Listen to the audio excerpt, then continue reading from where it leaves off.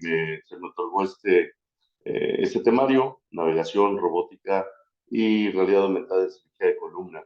Un poco dirigida a la poca, mucha experiencia que puedo tener. Yo aprendí de los maestros cirugía abierta y conforme fui creciendo, pude tener la oportunidad de hacer navegación, robótica solamente en cadáveres, porque bueno, en México todavía no es una realidad, y pues nos tocó ser actualmente iniciadores de esto de la realidad aumentada.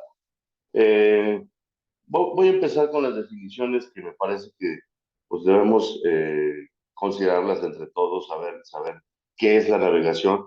Pues es prácticamente el conjunto de estos métodos utilizados para poder saber en dónde uno está parado y hacia dónde se dirige. Digamos, esto aplica para muchas cosas: navegación en los mares, navegación en el aire, navegación en tierra. Y pues bueno, las primeras guías para poder hacerlo eran a partir de las estrellas, de planos que se fueron desarrollando, ¿no? Y esta es la forma de que a lo mejor todo el mundo lo podemos conocer, esta herramienta que es el sextante, eh, en esta porción acá que estoy poniendo en rojo, y cómo a través de las estrellas podíamos tener referencias sobre dos planos y calcular las rutas. Los primeros en hacerlo, pues bueno, fueron los fenicios, ¿verdad? De los más importantes. Entonces, decía que el segundo concepto de hablar es esto de la robótica y los robots.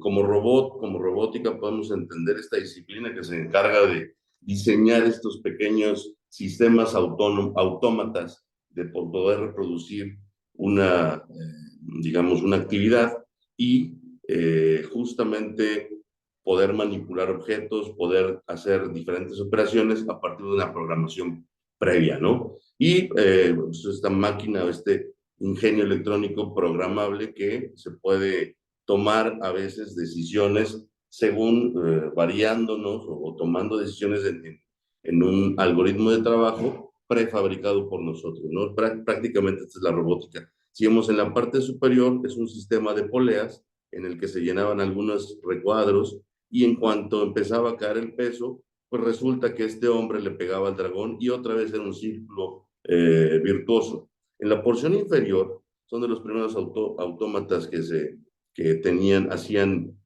cartas en relación pues que un muñeco escribía, ¿no? Y parecía que, o sea, era una persona, una cuestión inteligente. Y actualmente, bueno, tenemos estos que son los robots nuevos, que son mucho más parecidos a un humanoide y en el que incluso podemos ya tener alguna toma de decisiones propias de la máquina, ¿no? Tomando mejores decisiones. Y esto que lo platicaba la realidad virtual, ya que sería importante definir qué es realidad virtual, qué es realidad aumentada y qué es realidad mixta.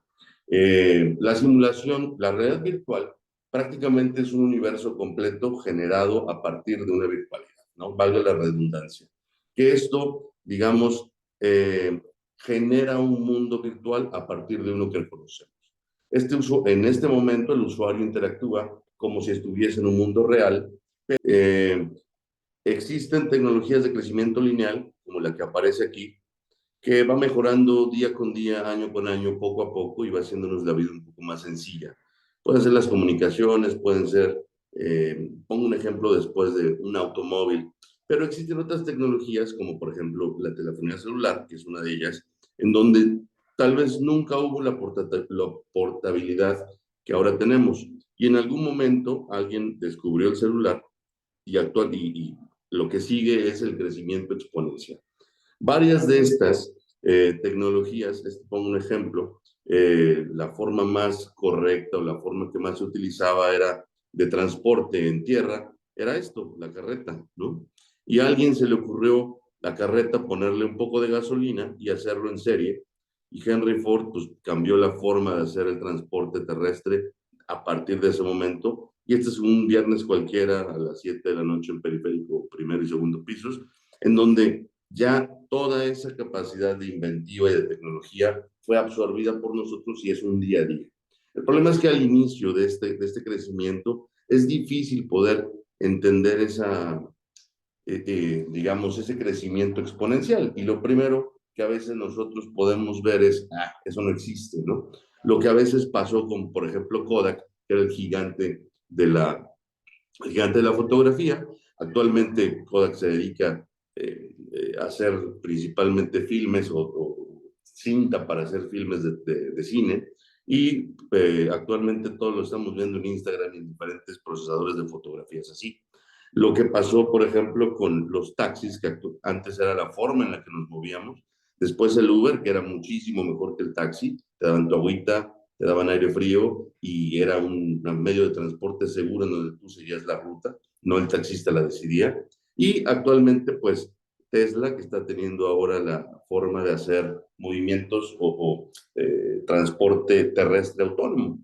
Quien ha ido recientemente a California, pues te subes a un Uber, que es de Tesla, y pues ya no tiene chofer. Esto es un poco y la importancia en cuanto a como causa de consulta médica, es la segunda causa de consulta médica, la lumbalgia, el quinto lugar de admisión hospitalaria, esto es bibliografía propia de Latinoamérica, tercera causa de cirugía y de incapacidad funcional crónica, y la primera causa de incapacidad en menores de 45 años, ¿no? Entonces, es la patología más importante de musculoesquelética mayores de 65. Justamente ataca a las personas que todavía estamos activas económicamente, ¿no? Y eso representa mucho. Si México tuviera 100 millones de personas, que ahora andamos por 130 casi, 25 millones tendrían dolor crónico, ¿no? Y el 7% en esta región lumbar. Entonces, aquí es un poco aterrizar todas las ideas. Antes se hacía esto, exposiciones macroquirúrgicas, de hecho todavía se hacen. Existe un gran grupo de enfermedades que todavía no pueden tratarse por mínima invasión ni con estos adelantos. Y la idea es justamente que cumpliendo los mismos objetivos de una cirugía abierta, podamos limitar el daño para hacer una cirugía mínimamente invasiva. Y para esto nos ha servido la tecnología, porque la mínima invasión no crecería si no hay inventiva en cuanto a incluso a la industria e incluso a la gente que se están dedicando en hacer nueva investigación acerca de si funciona esta tecnología. Y a mí me gusta mucho esta imagen porque me pregunto a mí mismo yo dónde estoy parado en esta pues evolución como cirujano. Al inicio, un poco adelante, mucho más adelante, porque creo que es muy importante saber dónde estamos parados, tener los pies sobre la tierra y decir, oye, mira, a lo mejor yo no puedo hacer esto, ¿no? Toda patología puedo resolverla por mínima invasión. Yo pienso que no, pero eso son preguntas al aire que me gusta soltar, ¿no? ¿Qué hago si de las técnicas que yo manejo, si se me complica? ¿Sé resolverla? Decido hacer una cirugía abierta, vuelvo a utilizar la tecnología, ¿no? ¿Dónde estoy parado en esta potencialidad que tengo como cirujano? Y una de las cosas que es bien importante, ¿cómo empiezo a utilizar estas tecnologías? ¿Quién los hace? ¿Cómo el curso? Y de repente hay muchas cosas y bombardeamos y no sabemos por dónde empezar, ¿no? Voy a adelantarme un poco más. Creo que esto es muy importante, los principios de AO, en donde pues son la base de lo que nosotros hacemos estudiando la columna, ¿no? Y a partir de eso, clasificar a la patología por etiología. Acá son ejemplos diferentes de una diastomatomelia verdadera, ¿no?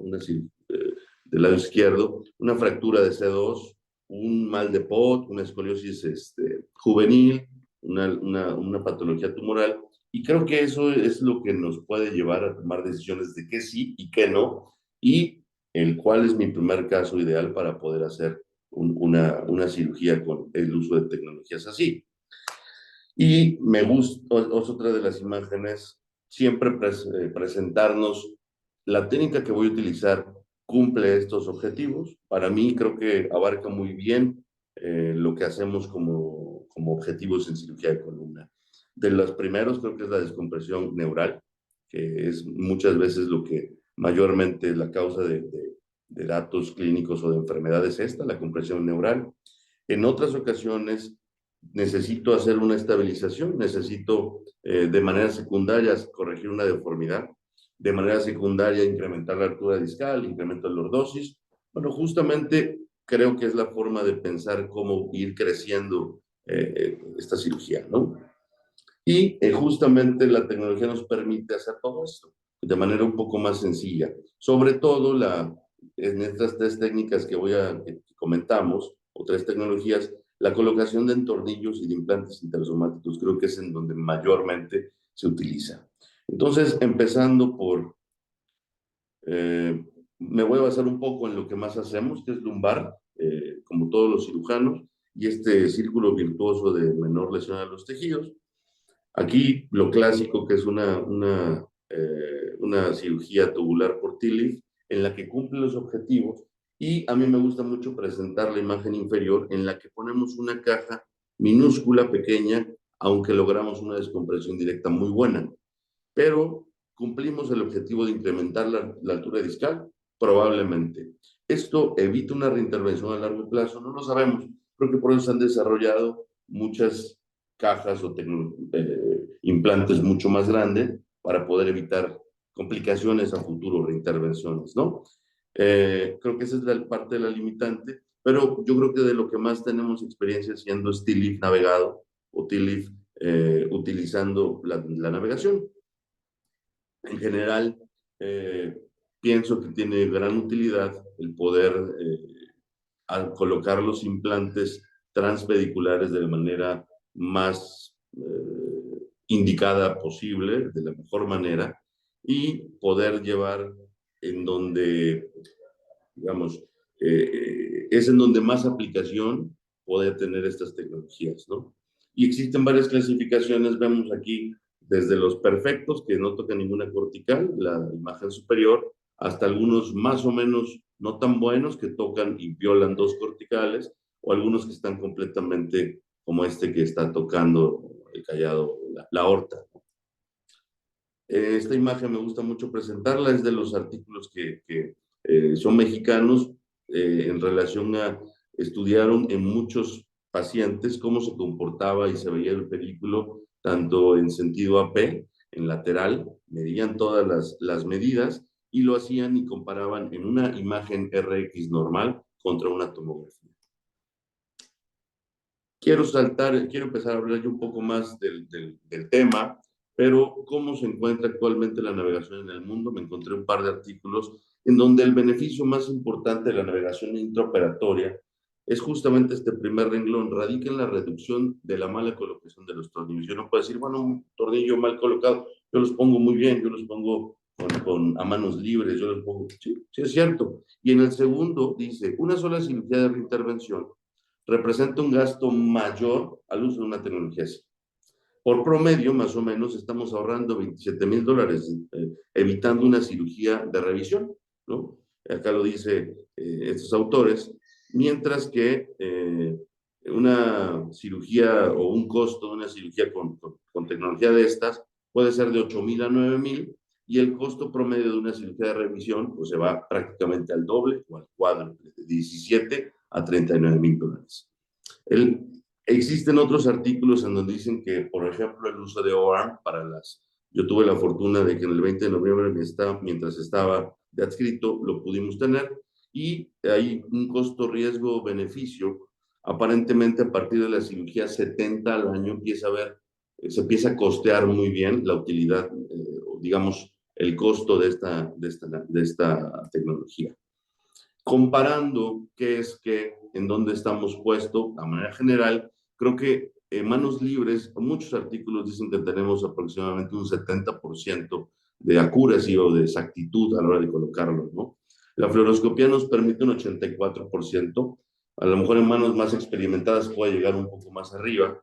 La navegación actualmente está en 94%, el robot que es lo más alto, y justamente acá el artículo de arriba lo compara, está en 98%, y la realidad aumentada que anda más o menos entre navegación, 94, 92. No hay un prospectivo como para poder revisar en varias manos, porque está muy reciente esta tecnología.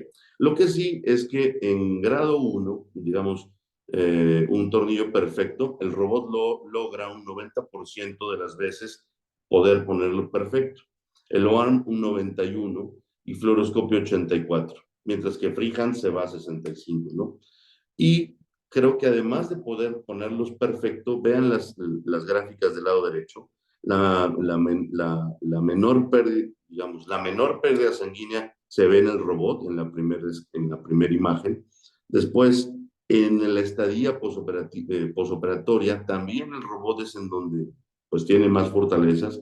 En la fluoroscopía, tiempos por segundo, ¿cuánto como cirujano me estoy exponiendo al cáncer del que fuere, solamente por fluoroscopía? Pues es igualmente en la que menos exposición se tiene. Y en tiempo quirúrgico, aparentemente al inicio puede haber un crecimiento, pero en este lo reportan que no es así, sino que son tiempos quirúrgicos más cortos. Esto me gustaría platicarlo y presentarlo, después discutirlo, ¿no? Y la poca experiencia que he tenido con robot, justamente lo he hecho en cadáveres. Pienso que es una tecnología interesante, que no es la panacea como ninguna. Y esta bibliografía, vean del lado derecho, prácticamente todos están en 95, 97, 99, y algunos reportó el 100%, ¿no? En el 2000, en relación a qué tan exactos se pueden poner con los tornillos con robot. Creo que habrá gente que tenga más experiencia en esto. Yo solo lo he hecho en cadáver y no tengo mucho más que decir. Creo que ahí sí hay que ver la experiencia de los que publican. Lo cierto es que existen ventajas y desventajas. Pienso que las ventajas pues, pueden ser muy evidentes. La mayor precisión de la colocación de los tornillos, creo que es algo que todos los artículos lo pueden decir. Un enfoque mínimamente invasivo, porque nos permite hacer una incisión muy pequeñita, y la disminución de la radiación, que es lo que decíamos ahí en el artículo previo. Pero las desventajas pueden no ser muchas, pero son muy importantes. Cuando nosotros empezamos a hacer navegación, prácticamente el tiempo de un TLIF se nos va al doble, ¿no? ¿Y eso qué significa? Curva de aprendizaje. Y si voy a hacer, no sé, 3 al año, 5 cirugías con esto, pues nunca voy a lograr una curva per se, ¿no? Nunca voy a lograr tener ya un dominio de X técnica. Nos dice acá que 150 procedimientos aproximadamente sería lo ideal, ¿no? Mayor tiempo quirúrgico al inicio, que es algo que todos como cirujanos no tenemos tiempo a veces como para aprender o para alargar nuestros tiempos, o el paciente no tiene esa posibilidad en relación a lo que cuesta y a lo que cuesta en salud. Y justamente el costo. El costo, que es otra de las cosas que, bienvenidos a LATAM, no es lo mismo ser primermundistas que aquí. Pues el Mazor anda en 700, 800. El Rosa, que es otro, anda en 700. Los nuevos Mazor X, que aparentemente puede venir a México pronto, están 1.5 millones de dólares. Y el Excelsius de Globus, no lo digo yo, lo dicen los artículos, anda en 1.5, ¿no? Solamente ponerlo, falta toda la infraestructura. Creo que esa es una de las principales desventajas. Y aquí eh, ponen de frente los diferentes, los que más se utilizan como robots, para ver cuál puede hacer qué tipo de cosas, si necesitamos una tomografía preoperatoria, si necesitamos una tabla especial, si necesitamos diferentes cosas. Son, creo que en cuanto nosotros empezamos a utilizarlo aquí en México de manera habitual, podemos hablar mucho más de esto. Y este es, digamos, todo el arsenal que tenemos en relación a qué hay de tecnología para poder nosotros colocar un tornillo adecuadamente, o hacer cirugía craneal, o hacer cirugía con navegación. Vean aquí en la parte inferior está Augmedix, que fue de los primeros sistemas de realidad eh, virtual aumentada. La diferencia de lo que yo los utilicé en algún congreso, pero todavía no trazaba trayectorias. Solamente se hacía como una especie de cirugía que te permitía ver por dentro, pero no trazaba trayectorias para poder colocar los tornillos. Y vemos acá en la parte inferior, ojalá pudieran verlo, todos los costos, ¿no? Vean el último, el Globus, el Excelsius, del lado derecho en la parte inferior, y el Mason, uno anda en 1.100.000 dólares, que es una inversión fuerte para cualquier hospital. Hablando de esto, creo que es importante saber cuál es mi primer caso para hacer mi primer X tecnología, ¿no? Es un caso ideal, una deformidad así, complicada, que va para una corpectomía, una cirugía de 10, 12 tornillos. Pienso yo que no es el caso ideal. Idealmente habríamos que empezar con lo más sencillo, con un caso normal, TLIP degenerativo, etcétera. Y justamente esto es los primeros casos que pudimos empezar a hacer con navegación. Luego empezar a hacer casos un poco más complicados, ¿no? pero esto es lo que vemos el día a día, ¿no? Uno, dos niveles, 4, 5, 5, 1. Y hemos descubierto, pudimos hacer navegación con OARM en la patología de C1, C2, que es una de las partes que pienso yo que es de lo más complicado. Este es uno de los casos. Voy a adelantarme un poco porque el tiempo, una disculpa para ustedes, se retrasó el vuelo, yo tenía que salir y ahora en 20 minutos agarro el vuelo. Entonces, voy a adelantarme un poco para no poder mostrar los casos.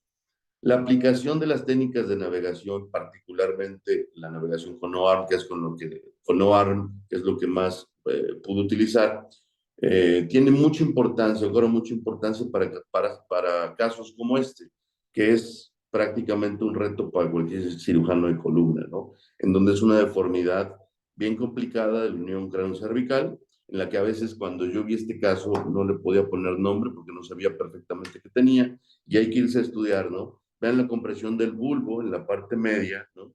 Un caso que si ustedes lo han tenido, uno no quisiera tenerlos todos los días. Prácticamente revisamos el que más ha escrito, que es Atul Goel, el cirujano de cráneo cervical, y es una fijación rotatoria occipito-atlantoaxial crónica, aparentemente por una infección en el cóndilo occipital que hizo que uno tuviera una hipoplasia.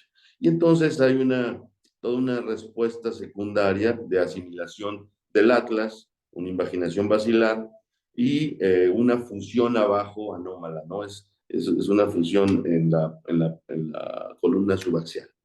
Y con navegación pudimos hacer este tipo de cirugía, de canular. Actualmente que me tocó empezar a hacer este primer paper que hicimos, fue multinación, gente que está familiarizada con los diferentes sistemas actuales de realidad aumentada. Y acá me gusta mucho esta imagen del lado derecho, en donde es difícil entender qué es realidad aumentada, virtual, mixta, porque hasta apenas en 2000, más o menos 2090, 2000, empezamos a tener una idea de qué podía haber sido esto, ¿no? Y conforme han pasado los años, se han desarrollado diferentes sistemas un poco como de entretenimiento.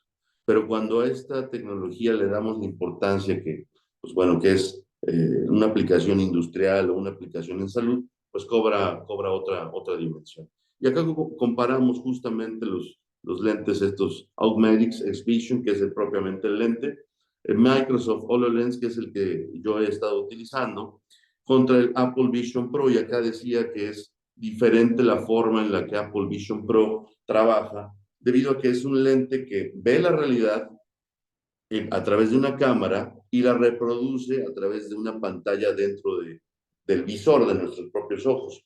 A diferencia de Augmedix y Microsoft HoloLens, en el que hay una pantalla a través de nuestros ojos que es translúcida y podemos ver la realidad y al mismo tiempo ver el aumento de todo esto a través de los hologramas, ¿no?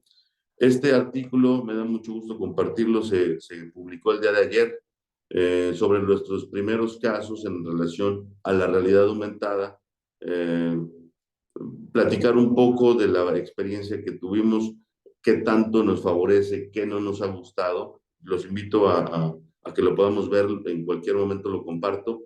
Es simplemente platicar la experiencia de cómo empezamos a hacerlo en cráneo y este es el sistema que utilizamos. Estos son los primeros casos que tuvimos para poder hacerlo en cráneo, pero yo sé que estamos hablando de columna y este es el segundo artículo que posteamos. Actualmente lo que estamos publicando eran 13 casos, ya llevamos 15.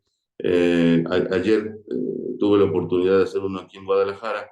Dentro de esos, 3 han sido tumorales de cráneo y los otros han sido de columna.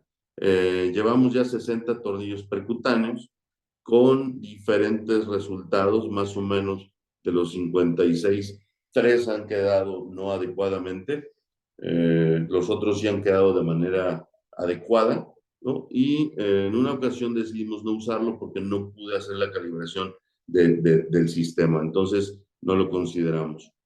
Estos son los primeros casos. De hecho, este fue el primer caso, 74 años. No voy a correr el video, que es el de la parte superior, pero aquí se ve la planeación en las imágenes inferiores. La parte está en verde, en azul, perdón, cómo se aprecia la colocación o la planeación de los tornillos. Y estos son nuestros controles por tomografía postquirúrgica. Si vemos los siguientes, se va a ver algunos en donde no han quedado perfectos y los enmarco con una cosa roja, un círculo rojo.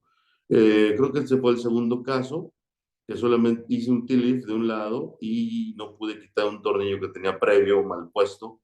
Entonces hicimos solamente la fijación unilateral y acá se ven igualmente los controles en la parte inferior y la imagen que se ve del lado derecho, del inferior del lado derecho, es lo que se ve en cuanto a realidad aumentada.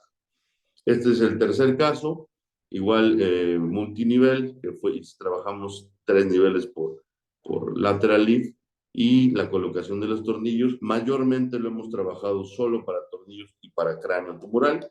Creo que a futuro se van a poder navegar cajas, se van a poder hacer muchas más cosas o dirigir para poder hacer un T-lift, las osteotomías o diferentes aplicaciones. Esto habrá que verlo. Estos son los controles. Vean aquí, todos los tornillos se ven bastante en buena posición, bastante bien colocados. Me voy a ir un poco más rápido. Esta cirugía la hicimos en PTP, de las primeras que hicimos con este tipo de tecnología, y la colocación de los tornillos también. Esta que fue otro caso que necesitaba hicimos otro lateral en PTP. Lo que quisiera decir es que ninguna tecnología es infalible, que hay que aprender de los grandes y atreverse un poco a hacerlo desde cero. Y me decían muchos, oye, pero sí funciona.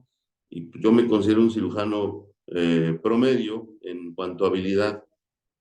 No tengo 3 brazos, lo digo, si yo he podido, se requiere un poco de paciencia, un poco de ser terco y estar intentando una y otra vez y no tener miedo a alargarse de los tiempos quirúrgicos por utilizar algo que nunca habíamos utilizado, ¿no? Quisiera yo decir esto, lo siguiente es, lo nuevo va a ser el poder adquirir imágenes a partir de algunos sistemas de inteligencia artificial con reconocimiento vertebral, poder ver cisternas y poder ver si hay movimientos, y a partir de esto la adquisición de imágenes se van a poder realizar a través de esto, cambiar, mandar esta información a los sistemas de realidad aumentada y poder hacer un match entre ambos. Creo que eso a veces es difícil entender la inteligencia artificial como para suplantarnos a nosotros. Creo que todavía no va a tener, a lo mejor en la toma de decisiones de grandes cantidades de datos va a tener mucha importancia, pero la realidad es que esto ya se está haciendo. Poder identificar vértebras, cuerpos, cisternas y patologías a través de inteligencia artificial y saltarlo a la realidad aumentada. Conclusiones, hay tecnologías que son así exponenciales, es difícil entenderlas, pero creo que es de lo que se trata. Al principio no tengamos miedo a esta curva de aprendizaje, que es tiempo de más, y justamente como todos dicen, cadáver, cadáver, cadáver, hacer mucho curso para poder tener un poco más de, no estar aprendiendo o tomando decisiones en tiempo real durante la cirugía, sino tomar una decisión ya practicada en quirófano, en cadáver, ¿no? Pues muchas gracias y hasta aquí termino. Muchas gracias, Alberto. Perfecto. Nos pregunta Julián Soto sobre la reducción del tiempo una vez que dominas esta herramienta, cada una de estas herramientas. Claro, al principio te decía, en algunos casos doblábamos o cuadruplicábamos el tiempo en quirófano. La última que recuerdo haberla hecho con mi propio equipo de trabajo, que ya sabemos cómo trabajamos, canulamos tal vez 6 tornillos en 35 minutos. Creo que no se compara al low arm. Alguna vez cronometramos tiempo de colocación de tornillo y prácticamente es 1 minuto, minuto y medio por tornillo en low arm, pero redujimos mucho justamente el tiempo de los primeros casos al último. Alberto, tu diferenciador para cada una de estas tecnologías sería reducir el tiempo quirúrgico o sería aumentar la precisión en cuanto a la colocación de implantes, reducir otro tipo de riesgos neurológicos. ¿Cuál sería tu opinión utilizando este tres tipos de técnica de herramientas? Claro, pienso que la gran fortaleza es que es en tiempo real estar viendo la navegación dentro del cuerpo y no tener radiación, ¿no? Tal vez a la hora de adquirir imágenes, a la hora de hacer una tomografía, bueno, te expones. Mi uso con el fluoroscopio, que es lo que más hacemos, sin duda, a veces después de la tercera, cuarta hora de hacer dos, tres niveles por delante o por un lado, el cuerpo se cansa y lo que menos quiero ya es tener un peso extra sobre mí, aunque represente seguridad, ¿no? Creo que lo que me ha gustado es tener esta radiación cero.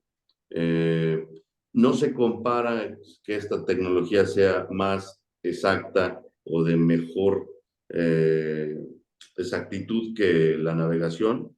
Creo que para que saliera el navegador, el Stealth Station o cualquier otro, hubo 10, 20 años de práctica y de crecimiento tecnológico. Yo lo que siempre termino diciendo, esta es la primera vez que podemos machear el tiempo, el mundo real y el mundo virtual, y es la primera generación, ¿no? La fortaleza creo que sin duda es no tener radiación en navegación en tiempo real. Nos pregunta Rosbel Rodríguez que en cuanto a cirugía de fusión con estas técnicas quirúrgicas, en tu experiencia, ¿qué estudio y al cuánto tiempo solicitarías un estudio de control para ver la fusión? Bueno, creo que no es tanto mi experiencia lo que la bibliografía dice, que a partir de la semana 12 es cuando podemos ya ver, digamos, crecimiento de hueso intervertebral o interbody, pues. Y depende mucho porque utilizar péptido 15, utilizar proteína morfogenética, acelera este proceso, entendido que puede ser incluso a partir de la semana 10. ¿Alguna otra pregunta para nuestro ponente?